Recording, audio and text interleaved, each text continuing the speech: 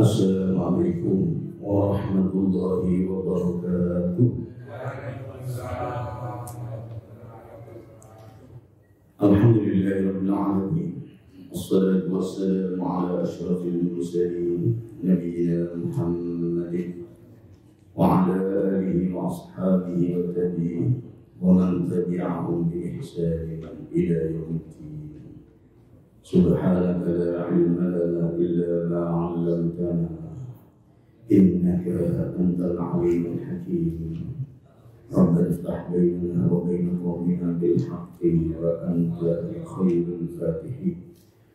Ya Fattahu ya Alim, ya Fattahu ya Alim, ya Fattahu ya Alim. Bapak-bapak sekalian yang dirahmati Allah,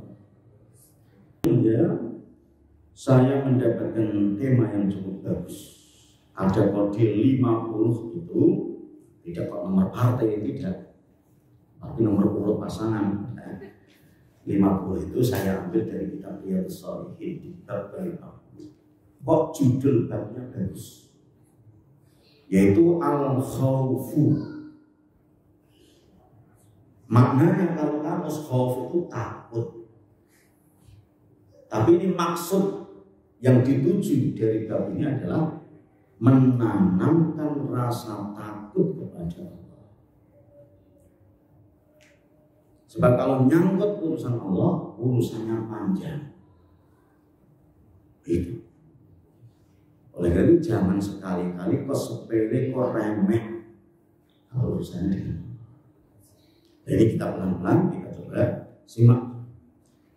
Yaitu yang tertuang dalam surat Al-Baqarah di ayat 40, di mana Allah Subhanahu wa taala pesan wa iyaya farhabun, dan hanya kepadakulah maka kalian harus takut. KPK ya takut tapi gak seberapa. Karena bisa jadi dipanggil KPK, bisa jadi mungkin sampai kasih surat panggilan kedua, panggilan. Tapi kalau Allah sudah gelandang, nggak bisa. Istilahnya. Jadi kalau sanksi dari manusia bisa jadi penjara. Tapi kalau sudah neraka, urusannya penjara. Itu rasa takut terhadap akhirat itu jauh lebih disadari mestinya, atau nasib di alam kubur lebih difikirkan daripada di dunia. Arahnya judul bab ini itu pesannya. Wa qala ta'ala inna batasya rabbika lasyadid. Sungguh azab Tuhanmu sangat keras. Sangat keras, sangat berat.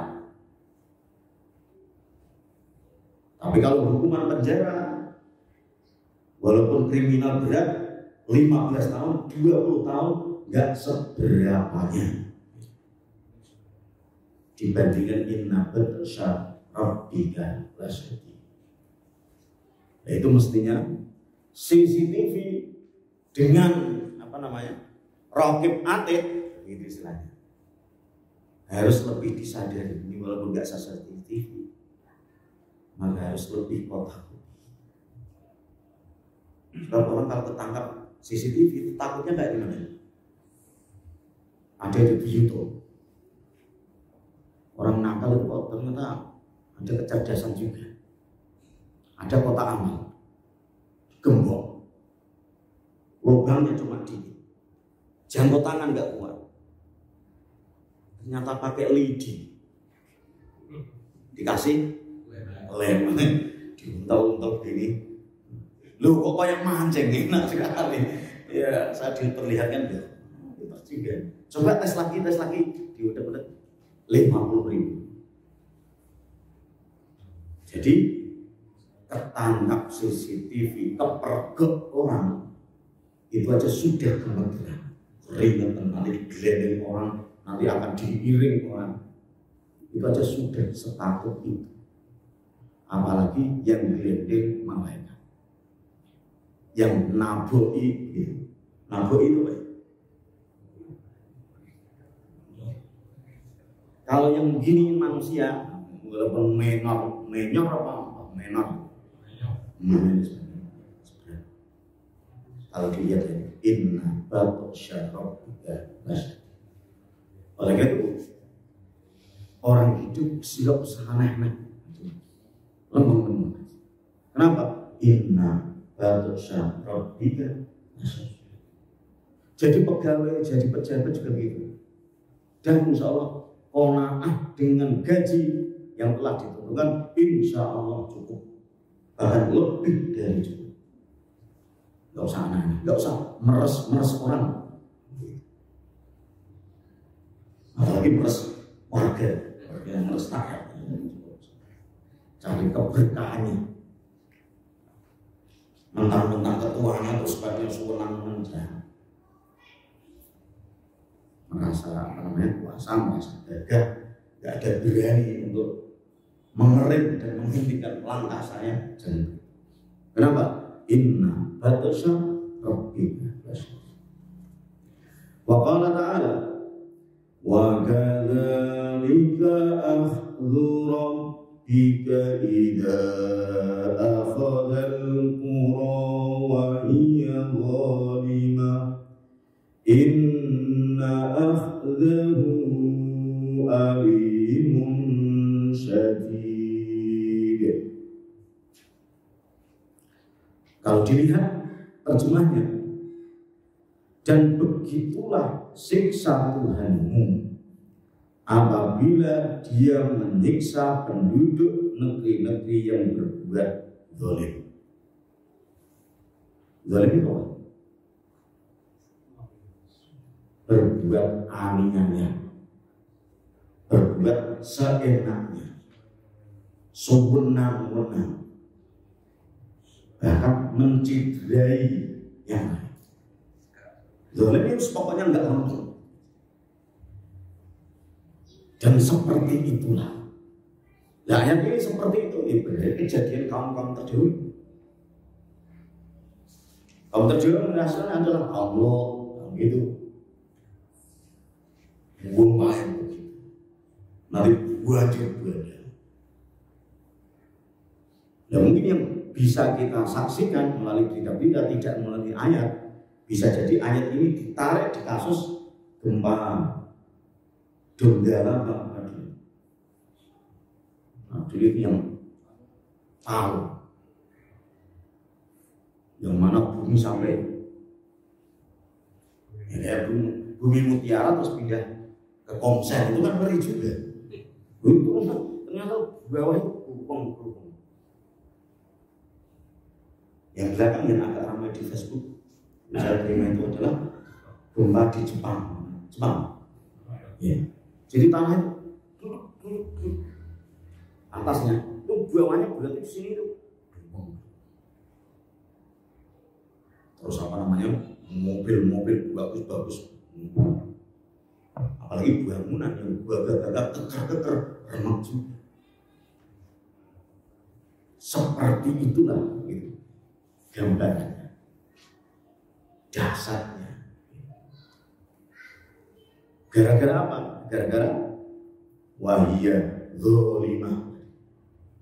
Maka agar tidak mengalami atau mendapatkan siksaan yang demikian, maka jangan macam-macam, jangan zalimah.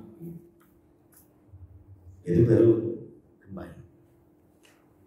Angin puting beliung juga begitu. Wa kadzalika akhdhu rabbika. Apalagi yang ngeri-ngeri itu apalagi? Tsunami gimana? Semua langsung mual. Jadi misalnya bumi mutiara segala isinya langsung rauk begini, ngeri. Dan seperti itulah wabah dalika apa tadi akhdhu rabbika. Ketika apa? Idza akhadhal qura. Maka rasa itu mestinya kau tanamkan dalam diri.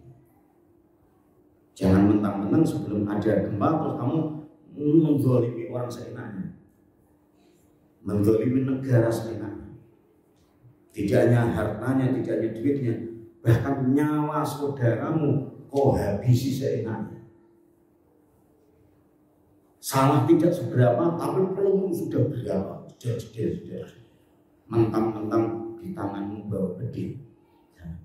Pendungan juga begitu. Kalau ada yang aksi, ada yang demo, kok salah sedikit, yes, jangan takut sampai kepalanya pecah. Karena nanti di akhirat nanti syadid. Maka mestinya harus lebih kau takuti nasibmu nanti, walaupun sekarang gagal. Ini pesannya ayat ini. Bersama lagi.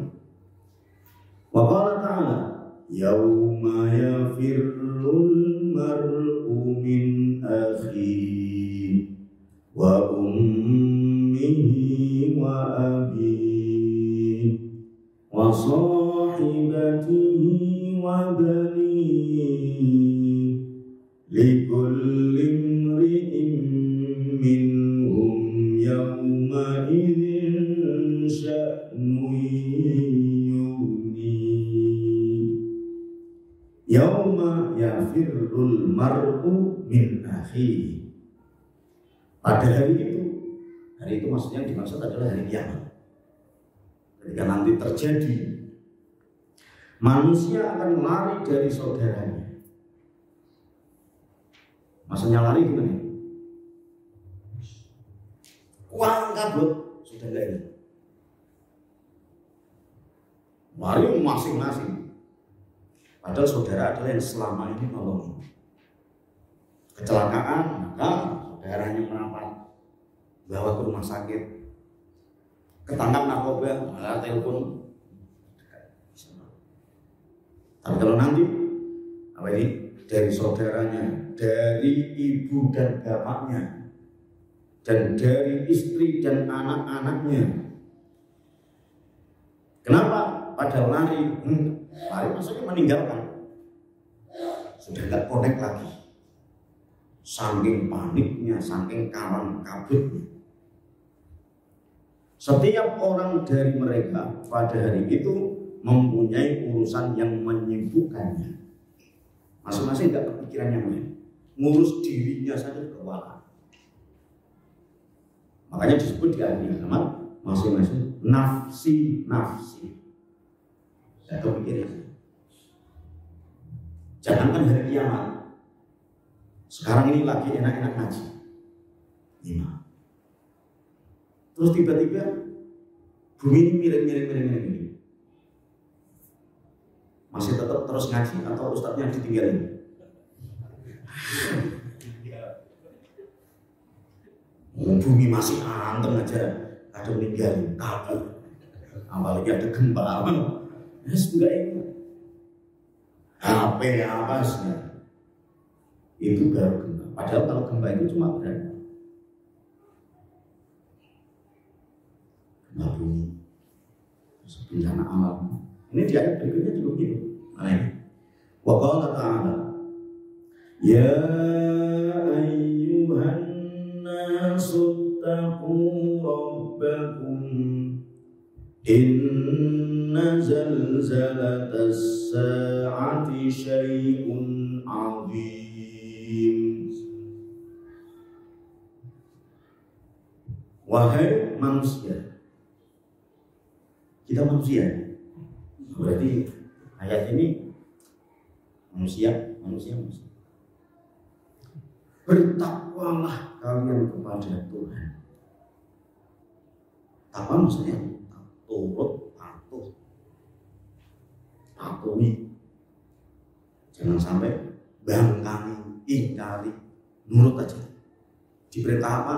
Bismillah, la haula wala quwwata. Enggak boleh apa? Tinggalin. Namanya takwa. Jangan sampai melanggar. Istiqomah, tidak ada bosannya sampai akhir hayat. Kenapa harus demikian? Sungguh guncangan hari kiamat itu adalah suatu kejadian yang sangat besar. Kalau di ayatnya tadi syai'un azim, besar itu dahsyat, besar itu ngeri. Guncangannya hari kiamat jauh lebih ngeri.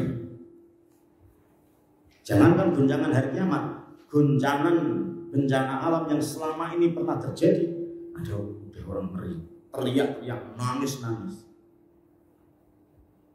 Padahal kalau diukur BMKG berapa itu kekuatannya? Yang tsunami atau gempa yang paling gede di Indonesia di mana? Cianjur itu berapa itu? Iya, istilah berapa? 6 ya. Itu sudah sedahsyat itu aja. Sini anteng-anteng atau ikut bolak-balik gini. Padahal Cianjur itu aja. Situ apa mana? Artinya bahwa guncangan gempa bumi yang ada di Cianjur hanya ada di wilayah itu, karena dia ada lempeng sedikit yang agak geser, sehingga terus ini di Washington masih tenang, di Malaysia tenang. Tapi kalau di akhirat, di kiamat, goncang, mau di Singapura, mau di Jeddah, mau di goncang. Karena apalagi yang ayat ini yang lebih mudah lagi, ayat mana itu? Idza zulzilatil ardu zilzalaha. Namanya goncang itu. Nah kalau gempa retak karena ada lempeng yang geser. Berhubung retak, maka terus jugruk. Jugruk itu apa ya? Longsor. Yang sono masih tenang. Tapi kalau goncang ini atau maka wajar ketika guncang begini, wa akhrajatil ardu athqalaha, isi perut bumi muncrat, nyembur gimana? Nah kita juga begitu, naik kendaraan mobil, sopirnya kok ugal-ugalan, gimana? Muntah, isi perut. Ya, guncangan hari kiamat ya kalau dibandingkan supir yang ugal-ugalan. Makanya Pak akhrajatil ardu, sehingga orang-orang pada kawan kabut waqala insan malah ada apa nih, ada apa. Maka ketika kejadian seperti ini ya firul mar'u ya benar juga masuk pada apa namanya kawan kabut, nggak ingat HP, nggak ingat minum, nggak ingat jahe, biasanya jahe kok ini kira istri, deposito masih ingat apa enggak? Lahan berapa hektar masih? Wah, dari daerah bukan punya aku gitu. Cuma ini di lain pihak, ini bagus sekali ayatnya, ada perimbangan. Nah ini, ketika melihat dahsyatnya sedemikian rupa, tapi kalau Allah sudah mengevakuasi, menolong sudah, ketika ada khaufnya, ini tadi kan orang-orang yang selama ini tidak ada khauf, sehingga perilakunya seenaknya, zalim, tidak takwa, apa yang diperintah Allah tidak dikerjakan, yang dilarang malah dikerjakan. Tapi kalau yang khaufan, ini bagus ini. Mana ini tadi? Di Ar-Rahman ayat 46. Di sana disebutkan waliman khaufa maqama rabbihi jannatan. Waliman, dan bagi orang khaufa yang takut, saking takutnya maka sholat dikerjakan terus, masjid dimakmurkan terus, walaupun sudah sepuh-sepuh masih ngaji aja, karena khaufa, tidak kok kepengen biar nanti LC juga ya kayak Pak Ustadz gitu. Dan ini sudah sepuh-sepuh masih ngaji, masih belajar, pengen dapat gelar apa ini? pengen dapat ijazah apa ya? Enggak. Pengennya adalah ini waliman khauf. Maka bagi orang yang khaufa maqam rabbi, maka ia akan mendapatkan hadiah jannatan. Jadi juga surga. Padahal surga satu saja dihargai dengan isi bumi mutiara semua ini. Kira-kira dapat seberapanya surga itu? Ini dapat 2 kapling. Berarti triliun miliar. Makanya kalau ingin mendapatkan hadiah surga harus khaufa. Tapi kalau kepengen ngerasain zilzal tadi, guncangan dan sebagainya, wani kalang kabut, tangis-tangisan, teriak-teriak, ya udah khaufnya nggak usah kau jadi. Nah, ini tadi ya. Waliman khaufa maqama rabbih jannah. Di hadis-hadisnya Ani bin Mas'ud radhiyallahu anhu qala haddatsana Rasulullah sallallahu alaihi wasallam. Oh, ini hadisnya panjang. Cuma begini isinya. Bahwa proses tahapan kejadian manusia itu ada tahap-tahap. Yang tadinya sperma maka diendapkan sejenak sehingga nanti jadi ronggolan. Setelah ronggolan nanti akan dikembangkan membentuk, dan ketika sudah sampai 4 ya, maka di situ ditiupkan di antara rezekinya dan ditentukan nasib akhirat. Apakah dia termasuk orang yang sengsara atau orang yang bahagia, sejahtera? Maka bagi orang yang takut, maka dia ya Allah, khawatir saya termasuk sengsara. Persis begini ilustrasinya.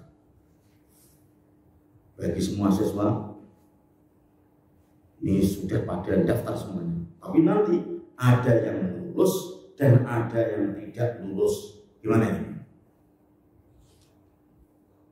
Kalau nggak lulus, waduh, waktunya luar biasa pada waktu dulu. Sekarang orang karena memang dilulusin semuanya ya nggak ada takut. Sekarang ini murid sekarang. Kalau dulu nilai 5 merah aja, waduh, berhubung takut, maka dia belajar. Atau sama gini, ada lowongan kerja, cuma ngambil 10 orang, yang daftar 100. Kita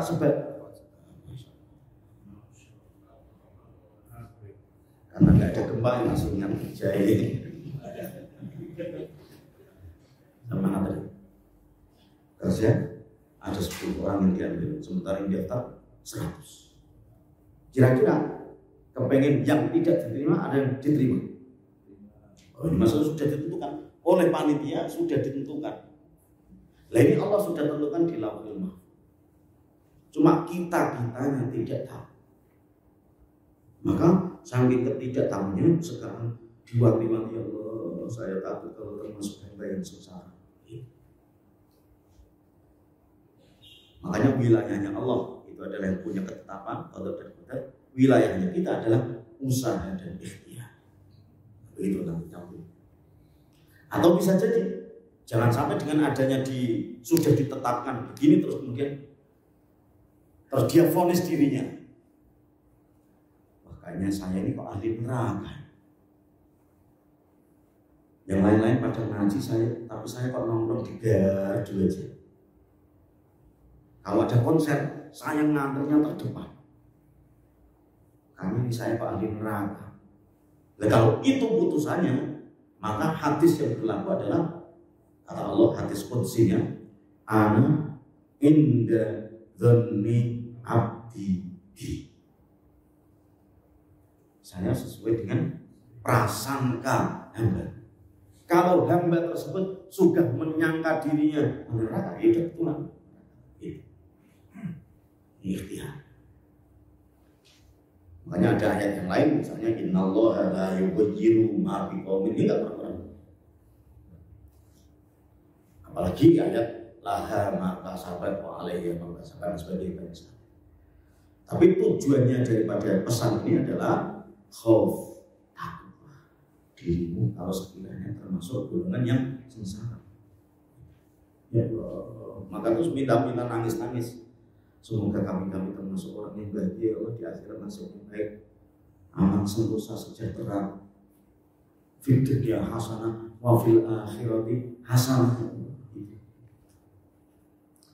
Wa anhu qala Rasulullah sallallahu alaihi wasallam yu'ta bi jahannama yawma idzin laha sab'una alfa zimam. Yu'ta didatangkan bi jahannama yawma idzin, di hari itu neraka jahanam. Yang mana di situ disebutkan bahwa neraka jahanam itu punya sab'una alfa zimam. Kalau terjemahnya begini, pada hari itu neraka jahanam didatangkan dengan memiliki 70 kendali. Cuma saya telah tadi itu, kayaknya terjemahnya agak khilaf ini. Terjemahnya bunyi 70 kendali. Kendali maksudnya rantai. Padahal di aslinya malah ini, sab'una alfa zimam. Berapa itu? 70.000. Ribunya ini yang kurang tepat. Maka mendatangkan rasa khauf itu begini. Kita nakal di dunia, melanggar undang-undang, sehingga harus dijerat hukuman, dirantai, suruh jalan. Orang berjalan dirantai, rantainya cuma satu. Gimana? Ya berat, serang. Jadi 70.000. Bahkan disebutkan di sini. Dan bersama setiap kendali itu ada 1.000 malaikat yang menariknya. Padahal di sini disebutkan juga kullu zimamin sab'una alfa malakin. Mestinya terjemahnya adalah 70.000 malaikat. Ada maksudnya yang nyaratin. Jadi ketika mau dimasukkan neraka kok dia berhenti senggal ini. Dan malaikat tenaganya kuat apa lemes itu?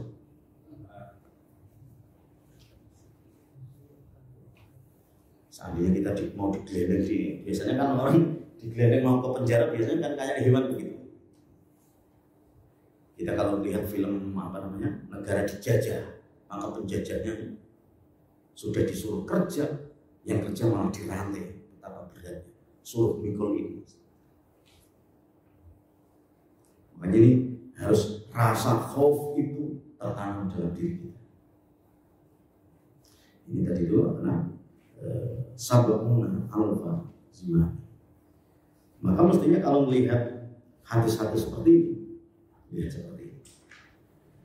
Kira-kira seorang koruptor ketangkep, itu mestinya kalau ada rasa khauf itu alhamdulillah, atau misalnya ketangkep itu alhamdulillah, atau mestinya alhamdulillah gitu. Kenapa alhamdulillah? Sebab kalau diselesaikan di dunia jauh lebih. Untuk ketangkep, kalau nggak ketangkep maka urusan di akhirat panjang lagi.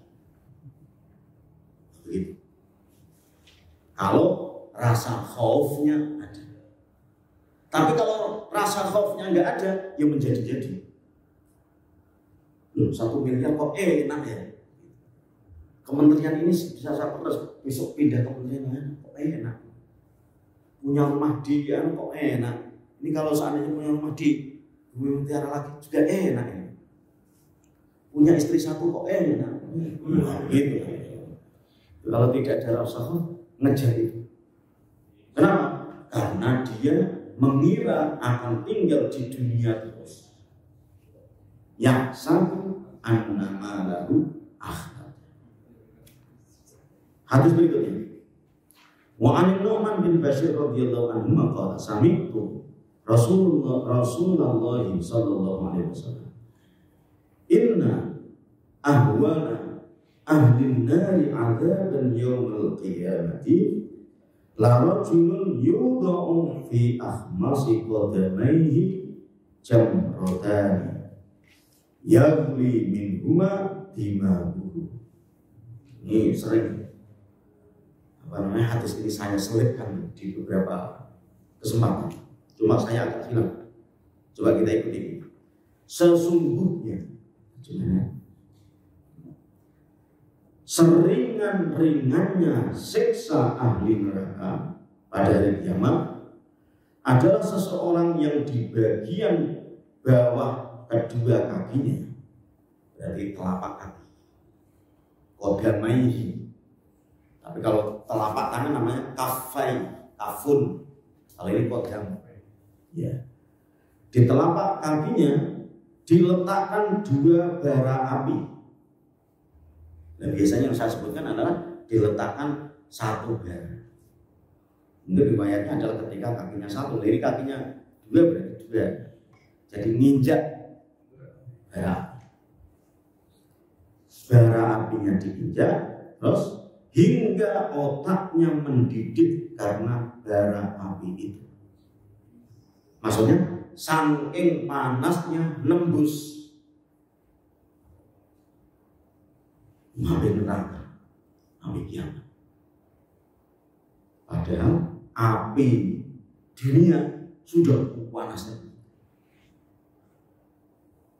Kalau ingin membuktikan hadis ini, nanti pulang rumah nyetel kompor, terus nanti kakinya taruh panggang di situ. Ketika sudah dipanggang, kira-kira di sini sudah mendidih apa belum? Belum. Kok belum mendidih juga terus ini? Kira-kira seberapa sih api neraka itu? Wah, ini sudah habis, sudah mulai udah ini. Belum juga. Itu aja udah berarti lipat berapa ya? Maka takutlah kalau nanti di akhirat kesentuh api neraka. Panas sekali. Tapi bagi orang yang tidak punya rasa takut, tidak punya khauf, itu malah nantang siksa akhirat, siksa neraka. Ya malah enak, bisa reunian. Ya di YouTube pesantren itu malah bisa kumpul dengan artis-artis dunia. Orang disiksa udah gak mikir artis-artis. Bapak sekalian jangan tersiksa. Gigi cepot, padahal giginya ada, gigi manusia itu ada berapa ya? Kalau komplek 32. Dari 32 cuma 1 aja yang cekot-cekot. Masih ingat Peter Jaya benar? Masih ingat teman enggak? Jadi artis kayak apa ini cukup kok cekot aja. Gitu istilahnya. Maka jangan sampai kebayang reunian. Lah berhubung alhamdulillah diberikan sehat walafiat, gigi gak cepat-cepat sariawan juga enggak. Dari tadi sudah disediain. Nah,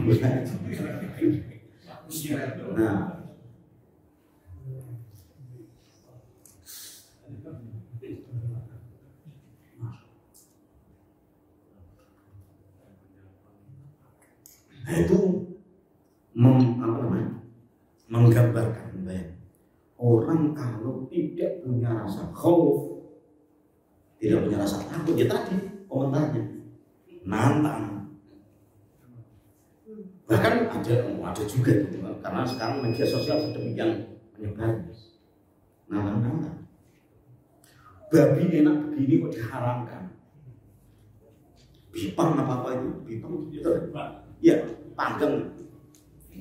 Muat dengan masakan lelenya jamaah Al-Amin ya oleh. Tapi karena nantang babi enak, bismillahirrahmanirrahim. Mana enak, malaikat juga enggak ini.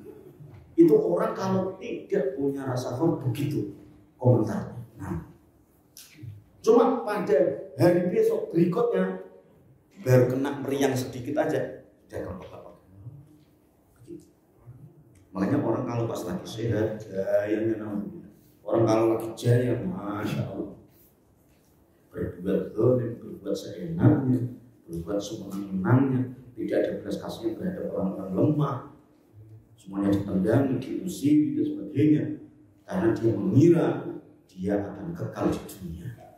Oleh karena itu, Bapak-bapak sekalian, melalui ajaran ayat-ayat tadi dan hadis-hadis yang ada, maka mestinya rasa takut kepada Allah harus kita tanam dalam diri. Oleh karena itu, seberat apapun perintah Allah sebisa mungkin dijalankan. Tapi kalau sudah tidak kuat sama sekali, la yukallifullahu nafsan illa wus'aha. Tapi alhamdulillah, syariat Allah itu sudah diklopkan dengan kekuatan manusia. Sholatnya enak, malah untuk senang, untuk biar sendiri-sendiri jalan. Oleh itu, ini kita harus betul tekuni, jangan sampai ngeluh, jangan sampai ngedumel, jangan sampai dan sebagainya. Tetap istiqomah di jalan Allah Subhanahu wa Ta'ala, karena kita sangat meyakini semua letih, capek dan jerih payah yang sudah kita lakukan ini semuanya akan menjadi tabungan amal-amal baiknya di akhirat. Amin ya rabbal alamin. Kafaratul majlis, subhanallahumma wa bihamdika asyhadu an la ilaha illa anta astaghfiruka wa atubu ilaik. Sallallahu alaihi wa sallam. Alhamdulillahi rabbil alamin. Assalamualaikum warahmatullahi wabarakatuh.